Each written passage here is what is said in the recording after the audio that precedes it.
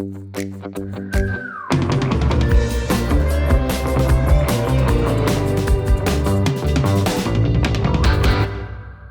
back to MomShine, where we celebrate real stories, real strength, and the real juggle of modern motherhood. Today, we're diving into a topic that hits so close to home for me as a mom raising sports-loving kids: what women in elite sports can teach us about resilience, balance, and redefining what having it all really means. Joining me today are two powerhouse women in sports behind the book Tough as a Mother. Jenn Hildreth is an Emmy award-winning sports broadcaster at ESPN. And Aimee Leone, she's Senior VP of Talent Relations at Fox Sports and six-time Emmy Award winner. Their book spotlights so many trailblazing women like Alex Morgan, Becky Lynch, Hannah Storm, and many others. Women who have built their careers at the highest level in sport while also navigating motherhood's daily demands. Reading Tough as a Mother, I honestly was struck how much these stories mirror what so many moms experience in everyday life. Whether you're covering a Super Bowl pregnant like Andrea Kramer once did, or simply juggling snacks, schedules, and school drop-offs, the themes for all of us felt so universal to me: grit, grace, identity, and daring to fail. More importantly, getting back up again. And the timing couldn't be better. Women's sports are breaking records projected to reach $2.35 billion globally in 2025. And as more girls like my own fall in love with sports, these role models matter more than ever. I couldn't be more excited to have them on the show. So whether you're a mom on the sidelines, a former athlete, or just trying to stay in the game of life, today's episode is for you. I cannot wait to dive in. Aimee and Jenn, welcome to MomShine. Jenn, Aimee, congratulations on such an incredible book. I read it, Tough as a Mother. I didn't expect to relate to all of the women so much in the book. Why did you decide now is the time to release this book? Because it really helped me reading all these stories about women in sports. Well, I love, first of all, hearing that you related so much to the stories. I think Aimee and I would say the same, that we found that as we were going through it. And for me, anyway, my spark was COVID, as it finally gave me time to be able to work on this idea that I'd had for a long time. And I think that, and maybe also, Aimee, just like visibility, right? We were starting to see more and more women showing this side of themselves and talking about it. Yeah. And I think through COVID, right, we all reevaluated a lot of things. And one of the, I would say, people became more authentic. So you did, as Jenn said, started to hear more of these stories because suddenly kids were in business meetings. So there was this whole life that people hadn't seen before in a traditional work environment. So that definitely opened up the door a little bit. So we really focused on doing something that we wanted to do that was authentic to us and that we felt was needed. And I would say for me, what helped spark, I have a friend who's also a writer. I had lunch with him and I was telling him the story about the book, and I had an idea and Jenn had an idea on something. And he said to me, if you don't at least try to do it, how will you feel if you see that somebody else does this book? And that was the kick in the pants that I needed. Yeah. And I thought I would be disappointed with myself every single day. So that's what I needed to hear. So Jenn and I'd say Jenn was not only the best partner through this, but she was my accountability buddy, which was exactly what I needed. I love that. And I feel like the best stories that are told are when you really feel called to do it. And you both have robust backgrounds in sports yourself. So tell our audience, how did you all connect? You're on the talent side, right, Aimee? Mm-hmm. You're on the broadcast side, Jenn. How did you meet and decide to tell all these stories about women? The book is about women juggling sports and raising families, right? So how did you sync up? Yeah, I mean, I would say more broadly, it's about juggling career and raising families. We just took the arena of sports because, A, that made it a little bit different from anything else we had seen out there. And B, we did discover, as I know we'll get into, a lot of these traits that we were noticing in elite athletes and women who work in sports that working moms also have. So that's kind of how that genesis came to be. But in terms of the two of us, I mean, I had interviewed Aimee originally when, as she said, I had this idea for a book and had kind of started working on it and I had written a lot of what I wanted to put into a book and interviewed Aimee along with some other women. And we knew each other from working at Fox. I've called some Women's World Cups there, and obviously Aimee works there. And then one time I was looking for a new sports agent, and she had a brief foray into the sports agent world, and I interviewed with her and absolutely adored her. We really connected, but wound up going a different direction. And anyway, we wound up coming back around as we were putting this book together. And I think amazing. When we would get together, Aimee, we would, it wasn't very often, but I saw in her someone who, she's done this. She's been through this as a mom. And as soon as I knew that, we started having more and more conversations about it. And I think that was a real key for us in figuring out that this was something we could do together. We always talked about the challenges of working moms. And then working in sports, Jenn was an athlete, me, not so much, actually not at all.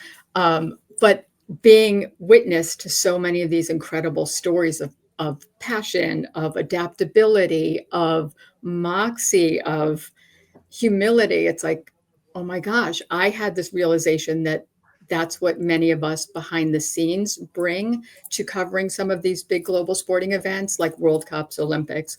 But then as Jenn and I talked, we realized those are what working moms bring to the table every single day. And an idea was born. I know I'm not an athlete myself. I've gotten into an adult sport again, which I think every parent on the line should do because it taught me so much more about how to coach my kid. I started. What are you playing? Tennis. Okay. Nice. But I always thought my husband was the competitive one. And I was like, I don't like to lose. I feel like a failure after certain plays. And I think it's so important, those 9 tenets, Aimee and Jenn, that you talk about in the book, which mirror pregnancy, right? I heard that on one of your interviews with CBS. But they're adaptability, moxie, sacrifice, resilience, passion, vulnerability, focus, humility, and support. And when I read these stories, I just related so much about knowing when to pivot, knowing when to dig in, the shifts that motherhood kind of throws you through, even at a high level. So how has it kind of changed or shifted your view as it relates to work? I was thinking about this. And to be quite honest, I don't know that it did very much in how I approached my work, just because one of the things that I do is I am very compartmentalized. For better or for worse, I get very focused in on what I need to do. So I just had to do that a lot more. And obviously you can't do it all the time. You do have to figure out how to balance. In an ideal world, I would be at work when I was at work. And when I was at home with my kids, I'd be home with them. That's an ideal that doesn't often happen, but it was still what I strived for. Right. But I know Aimee and I have talked about this before. Aimee, I feel like you have a better perspective on this. Like, I don't know. I don't feel like it changed me all that much, other than obviously your priorities shift. Right. As you have someone other than yourself and your own goals and ambitions to think about as you go along. Yeah. And that's what I would say, the prioritizing of it all. That was the first thing that struck me. And unlike Jenn is very focused and she's got that athlete mindset of, I'm going to do this here. I'm going to be all in here. And I'm a little bit, my dad was an artist. Like, I don't really have that kind of focus, but it was definitely the prioritizing. Like, what's my priority now? Being adaptable, knowing that what works today might not work tomorrow, and just pivoting. Really, I would say for me is definitely what parenting brought to me, both at work, knowing I had to juggle those. I would say those qualities I brought to both sides of it. I really feel like I relate to you, Aimee. It's hard to compartmentalize, but Jenn, I do feel like as a mom, it's so important. My husband does it brilliantly to just be able to be present where you are in the moment. And there's so many stories in the book. You feature Alex Morgan, Becky Lynch, Hannah Storm, the Phelps sisters, I actually learned, I loved how one of them said, you know, having it all is having what you need right now. Like there's so many stories that I was like, oh, I love that. And just being present in the moment and all the big shifts that happen and how we all strive to make it work. In some of your interviews, were there some common threads that surprised you from hearing all these different stories from female athletes? I don't know if I'd say we were surprised, but maybe we were rewarded in a sense that what we thought might be true which was that regardless of the background, the level of success, the level of help that they may have had in terms of money or support or nannies or whomever, everybody struggled. Everybody had things they went through that tore them to pieces, just like just about every single mom on the planet has felt at some point. And I think that was the part that as we were going through it, we realized this is the point of connection, this rawness, this vulnerability. This is where people are going to be able to see themselves. So we were very careful and cognizant of the fact that, and I had some friends that I talked to and they'd say, oh, well, you're talking to Alex Morgan. Well, I mean, sure, she's going to be fine. Look, she went back to playing and she's got all the support. Okay, I get it. I hear you. Like, these are professional athletes that you look at and they maybe make it look easy. However, realizing that it is not in any way easy and that they still struggle, asking themselves the questions of, can I do this? Am I good enough at being a mom? Am I good enough at being a professional? They're asking themselves that. So when you yourself are in those deep, dark moments of despair and guilt and doubt as to whether you can do it all, our hope is that you receive the same feeling that we did while talking to all these women, that if they can do it and find a way through it, then so can you. Totally. And I think in that too, I know when I was going through it, which was many years ago, my kids are now 33 and 28. So back then you didn't really talk about it. You didn't want to bring that side of you to work. I remember literally many times before walking in the office, wiping my baby drool off of my shoulder pads of my blazer before walking into the workplace, because you didn't want to be thought of as the mom. You wanted to be thought of as a professional. So I kind of pushed that aside. So a lot of the stuff that I went through alone. So even all these years later, hearing that WWE champion, World Cup champion, Olympic medalists, Hall of Fame broadcasters, that they faced the same challenges that I did, was so empowering and validating. You know, at work, you get a job well done. You get if you're an athlete, you get a win or you get a paycheck, but you don't have that validation immediately like that oftentimes with raising children. And that's a different mindset. And how they struggle through the guilt like we all do, and how to tune out the noise and judgment. And I feel like athletes, more than anyone, they know what it's like to fail, right? Because you have to push through the failures to get to an elite level. And a lot of the learning is in that. And I love Chena Matthews. She was Jamaica FIFA team. Yeah.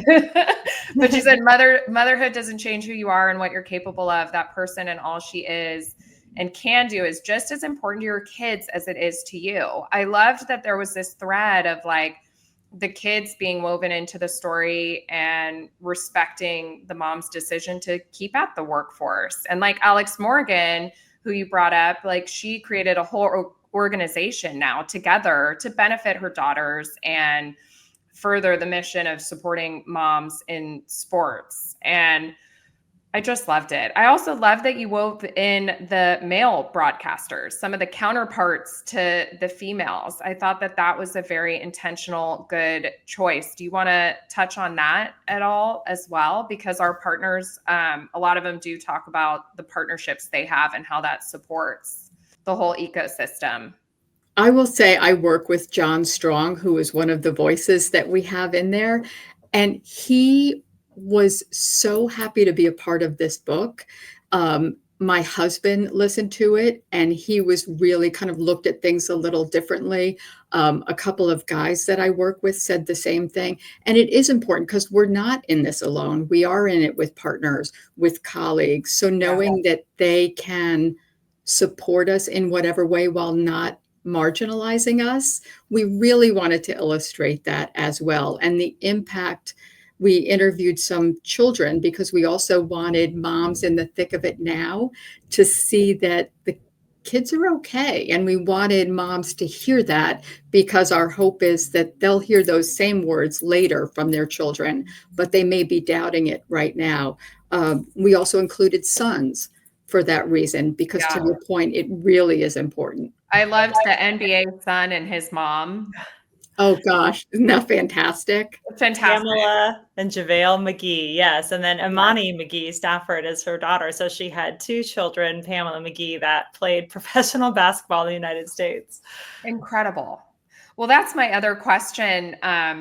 Jen, I don't know if you want to touch on the partnership piece, but also how we pass on these tenets to our children, right? Because these are all things, I feel like sports is such a microcosm of life. You learn so much about life through sports. How can we instill these incredible tenets and attributes that, you know, you talk about in the book to our kids and that generation?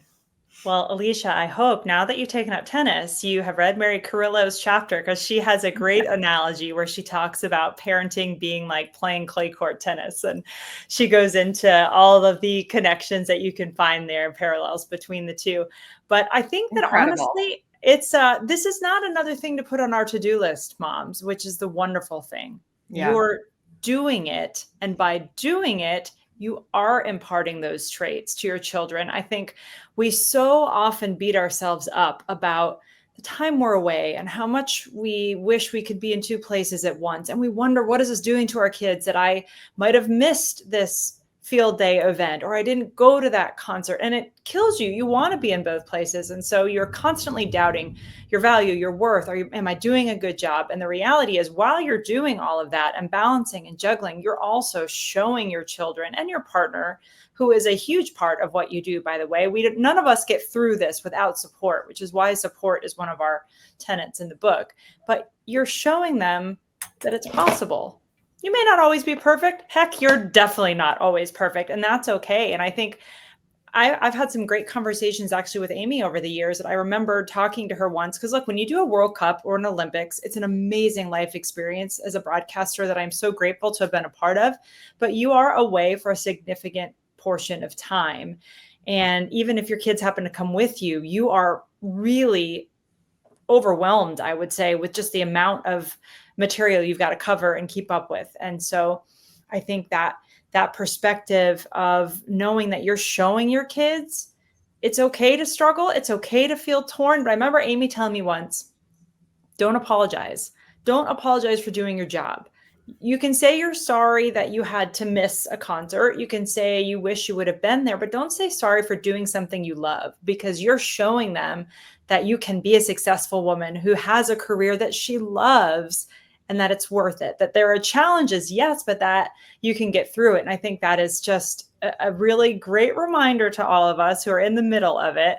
But it is also true, you know, if you see her, you can be her. And I think that working moms definitely give that to their kids and to anyone else who might be watching. I love that stuck with you. That's so amazing. Yeah.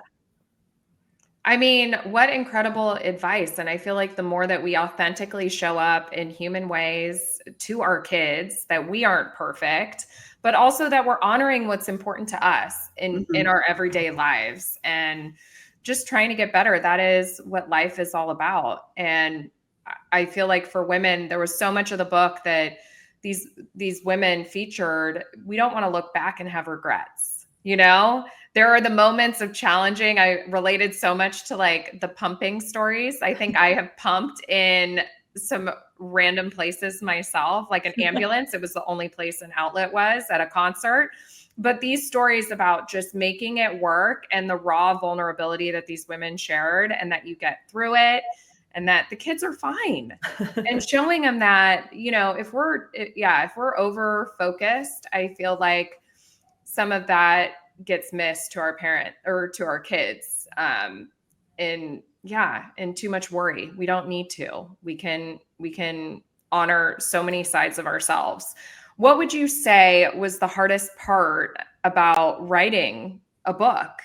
Like sitting down, once you decided, okay, we're going to do this together, we're going to tell these stories. And I'm so glad you did. Every mom on the line should read it. So relatable, so many good stories that I laughed and just was like, I've been there. So it was amazing. But what was the hardest part once you hit go?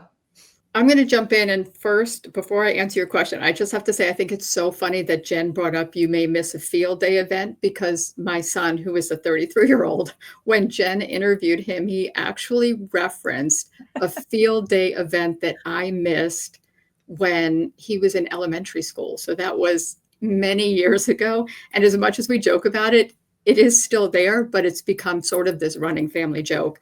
So what was the toughest part? Hearing these stories, first finding the time, and I did this when my kids are older, so it was just defining what all is. As we said earlier, all can be different depending on the stages of our kids. My all, having it all, didn't include this until now. So I was able to do this book now that my parenting day-to-day duties have been reduced since my kids are older.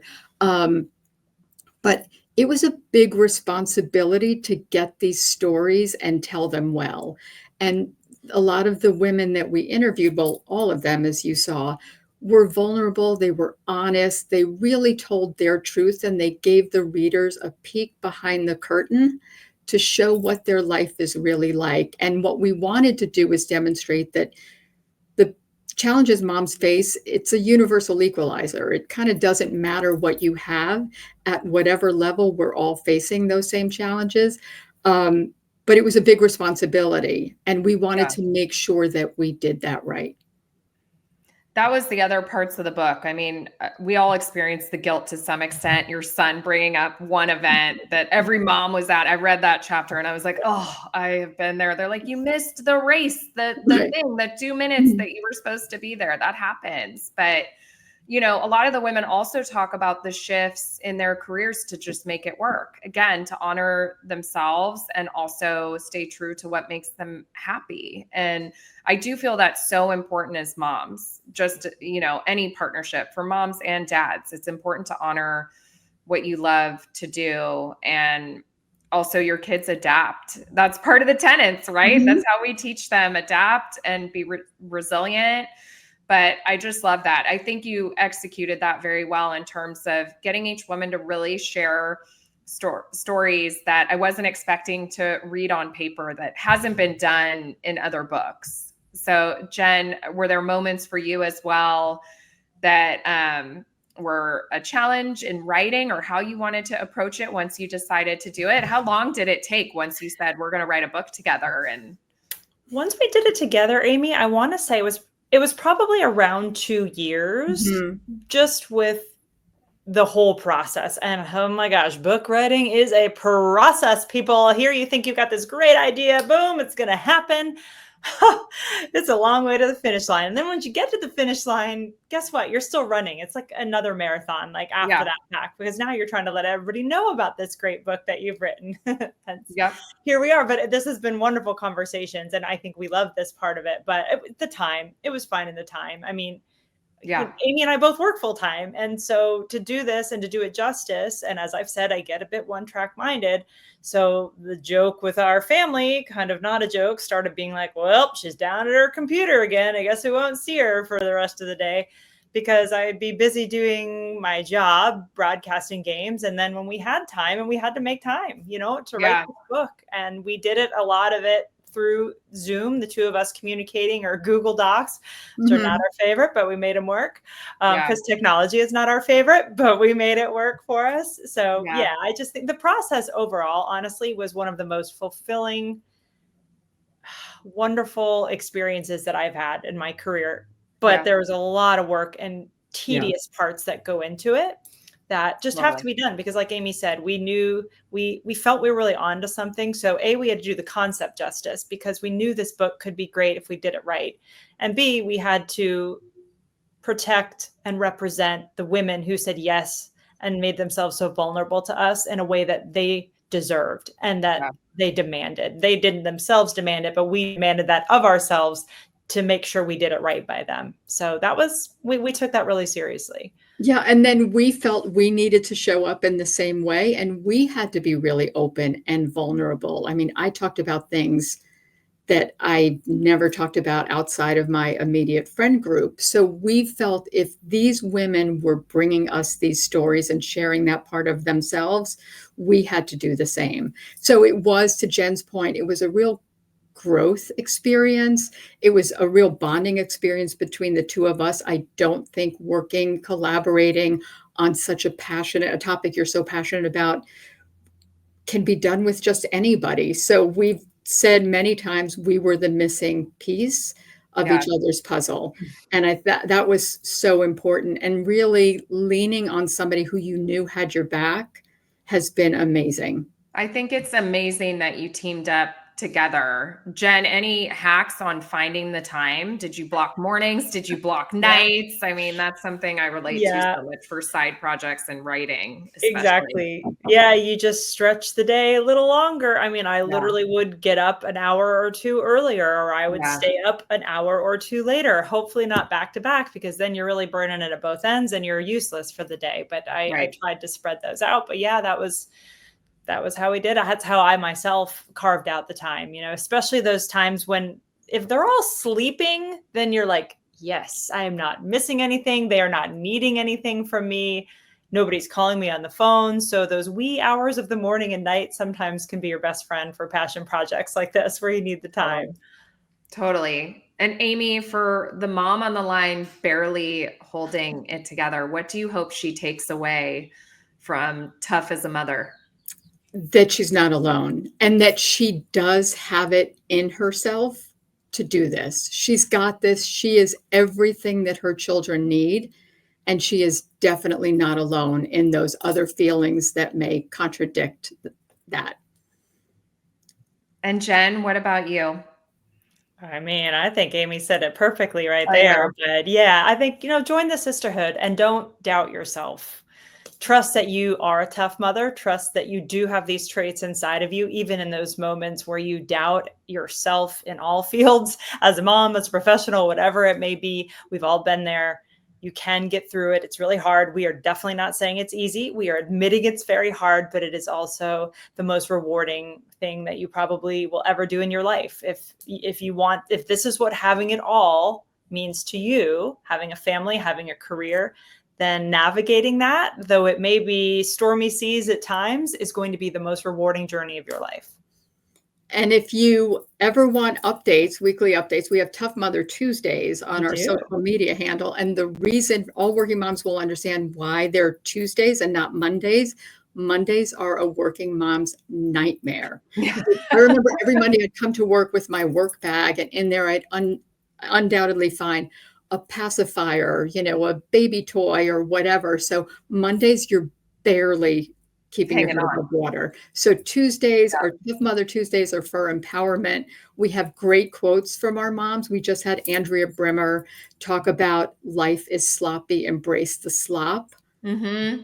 And we were like, yes. Mom life is so sloppy.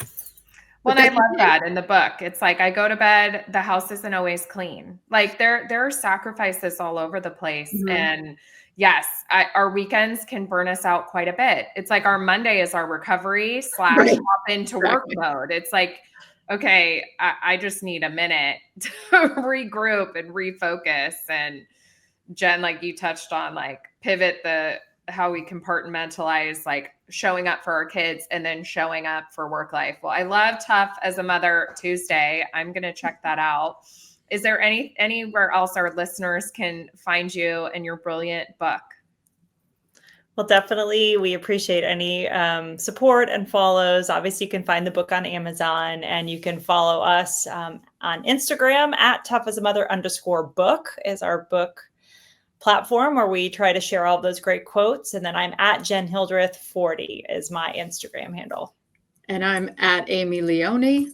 And if you love the book, and we love that you do, please don't hesitate to give us a review. We hear that actually means something. So feel free to share if you liked it. Sure does. I love it. Oh my I love God. the book so Thank much. you. I can't thank you both enough for coming on the show and telling moms about it and for putting this out to the universe. Everyone out there is tough as a mother, and these stories are meaningful and helped me so much know that I'm not alone. We have all the support out there. So thank you. Well, thank you. And thanks for doing this podcast. These are great conversations to be had. And we appreciate you letting us have the chance to come on and talk about the book. Yes, I'm so appreciative. I mean, I started this just feeling like I wanted support and to feel more inspired outside of like what feels like negative headlines on repeat. I really wanted moms to feel like we were supported in all these hard decisions that we make every day, whether it's to work, whether it's to, take on an adult sport, honor ourselves, make ourselves happy, make sure our kids are happy in all these various areas. So thank you. I really appreciate it. It's been a joy to do. Well, you are speaking our language, so thank you for having us. What powerful stories. I don't know about you, but reading Tough as a Mother, and I hope you all buy the book and check it out at home. It really does help us all feel less alone hearing these stories of other moms in the juggle, sharing what it's really like. For me personally, there were a few powerful reminders from today's interview. Number one, dare to fail. It's in the mess and the moxie that so much growth happens as a mom. So embrace it and know you will get through it. Number two, having it all isn't a fixed destination. It's about finding peace and enjoying where you are right now. And number three, don't get lost in the endless decisions. Trust yourself. The kids are watching how we rebound, and it's not just in how we plan, it's how we recover when it doesn't go our way. So I want to thank my incredible guests, Jenn and Aimee, for this conversation, giving so many new moms out there a new playbook and the ability to talk more vulnerably. We don't do it enough. So a big thank you to our guests who put out this book. I also want to thank all of you, our listeners. If this conversation resonated for you, share it, follow, leave a review. This helps me so much know what to cover and what you all are enjoying. Check out the footage on our new channel on YouTube. It's MomShine, and on our Instagram page at MomShine Co. Until next time, I'm Alicia Garibaldi.